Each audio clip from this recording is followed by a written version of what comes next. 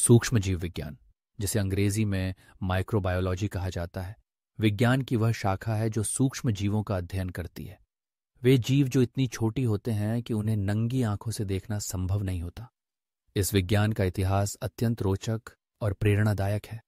मानव सभ्यता के लिए यह विज्ञान जितना महत्वपूर्ण है, उतना ही विविधता से भरा हुआ भी है। आज हम सूक्ष्म जीव विज्ञान के इतिहास, इसकी विभिन्न शाखाओं और इसके महत्व की विस्तार से चर्चा करेंगे। सूक्ष्म जीवों का अस्तित्व प्राचीन काल से ही रहा है, परंतु मनुष्य ने इनका अस्तित्व बहुत बाद में जाना। 17वीं सदी में एंटनी वैन ल्यूवेनहॉक नामक डच वैज्ञानिक ने सबसे पहले साधारण माइक्रोस्कोप के माध्यम से पानी की बूंदों और दांतों के मैल में छोटे छोटे जीवों को देखा। उन्होंने इन्हें एनिमलक्यूल्स नाम दिया। ये खोज विज्ञान की दुनिया में क्रांति ले आई, क्योंकि अब मनुष्य को यह पता चला कि उसकी आंखों से न दिखने वाले भी अनेक जीव इस दुनिया में हैं। इसके बाद लुई पास्चर ने अपने प्रयोगों द्वारा यह प्रमाणित किया कि सूक्ष्म जीव हमारे वातावरण में सर्वत्र विद्यमान हैं और ये रोगों, खमीर बनने, सड़न आदि में महत्वपूर्ण भूमिका निभाते हैं।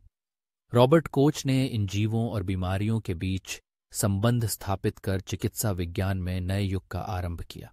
आज सूक्ष्म जीव विज्ञान अनेक शाखाओं में विभाजित हो गया है, क्योंकि सूक्ष्म जीवों की विविधता और उनके कार्यक्षेत्र असीम है। इन प्रमुख शाखाओं में से पहली है बैक्टीरियोलॉजी, जो केवल जीवाणुओं का अध्ययन करती है। जीवाणु न केवल रोगों के कारक होते हैं, बल्कि पर्यावरणीय चक्रों में भी इनकी अहम भूमिका है।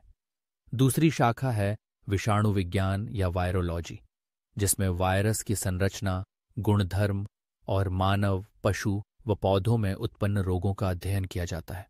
तीसरी प्रमुख शाखा है माइकोलॉजी, जो कवकों या फफूंद का अध्ययन करती है। कवक न केवल जैविक विघटन में सहायक हैं, बल्कि अनेक औषधियों का भी स्रोत हैं। चौथी शाखा है प्रोटोजुआलॉजी, जिसमें प्रोटोजुआ का अध्ययन किया जाता है। ये आमतौर पर जल में पाए जाते हैं और कई बार रोगों के कारक भी होते हैं।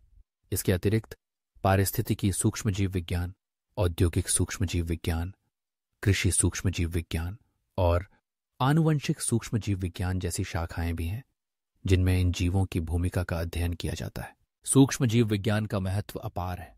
सबसे पहले चिकित्सा के क्षेत्र में इसका योगदान अमूल्य है।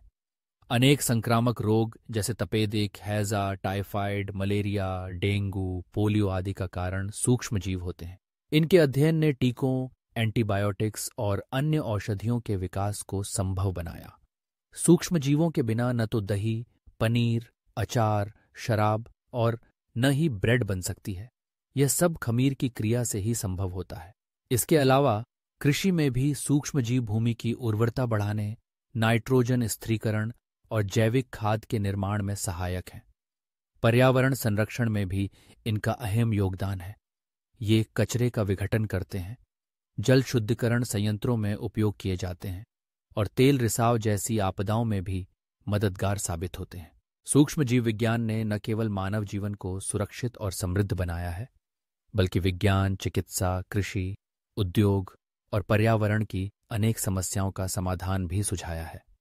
आज के युग में नए नए रोगों, औद्योगिक प्रक्रियाओं और जैव प्रौद्योगिकी के विस्तार के साथ इसका महत्व और बढ़ गया है। भविष्य में भी यह विज्ञान मानव कल्याण और प्रकृति के संतुलन में अपनी भूमिका निभाता रहेगा।